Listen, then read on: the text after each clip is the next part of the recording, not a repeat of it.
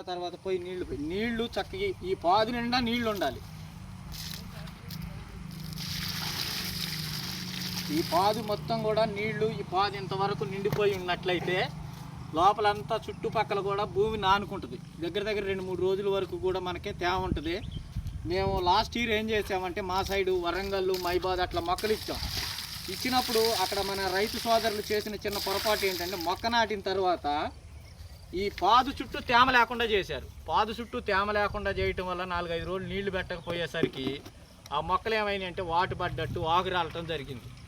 అన్న ఇట్లా జరిగింది అని చెప్పేసి మాకు ఫోన్ చేశారు. మేమేం చెప్పామంటే వాళ్ళకి, అన్న మీరు మొక్క ప్లాంట్ ఎట్లా చేశారో ఏంటో చిన్న వీడియో కానీ వాట్సాప్ ఫోటోలు కానీ పంపించండి అంటే, మొక్క చుట్టూ కూడా తేమ అనేది లేదు, పాదంతా ఆరిపోయింది. అన్న మీ పొరపాటు లేదు, మొక్క పొరపాటు లేదు, అక్కడ చిన్న మిస్టేక్ జరిగింది. అదేంటంటే మీరు ఖచ్చితంగా మొక్క నాటిన తర్వాత నెల వరకు కూడా ఈ పాదు ఆరిపోకూడదు, ఎప్పుడు కూడా తేమ ఉండాలి. మొక్క ఖచ్చితంగా 20 రోజుల్లో బతుకుద్ది. కొంతమంది రైతు సోదరులు ఏం చేస్తున్నారంటే తెలియకుండా ఇట్లా ఈ టైపు డ్రిప్ వేస్తున్నారు. ఇట్లా వేసినప్పుడు ఏమైందంటే ఇంక ఇట్లా చిన్న బెజ్జాల ద్వారా ఇక్కడ ఈ బెజ్జాలు, ఈ మొక్కజొన్న డ్రిప్ ఇవి పడవు, ఈ బెజ్జాల ద్వారా పడవు. దీనికి మామిడికి వేరే డ్రిప్ ఉంటుంది, పెద్ద బెజ్జి ఉండి దానికి ఒక గుండి ఉంటుంది. వేసుకుంటే అది వేసుకోండి, లేదు అంటే ఇట్లా నీళ్ళు ఎప్పుడు కూడా నీళ్ళు ఉంచుకోండి, లేదా కాలువ వేసుకోండి. ఇట్లా మాకు పైప్ ఏడు ఉంది, కరెంట్ ఉంటుంది, చూపిద్దాం.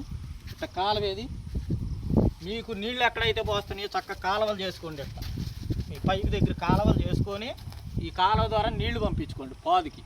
అంతేగాని మీరు మొక్క ఎప్పుడు కూడా తేమ ఉండేలాగా చూసుకోండి. 20 రోజులు, నెల రోజుల తర్వాత చక్కగా సాఫు మోనో కొట్టుకోండి. ఆ తర్వాత మందు మీకు నచ్చిన కాంప్లెక్స్ వేసుకోండి. అంతేగాని మనం పాదు ఆరిపోకోకుండా ఎప్పుడైతే చూసుకుంటామో ఖచ్చితంగా ఆ మొక్క వాటు పడదో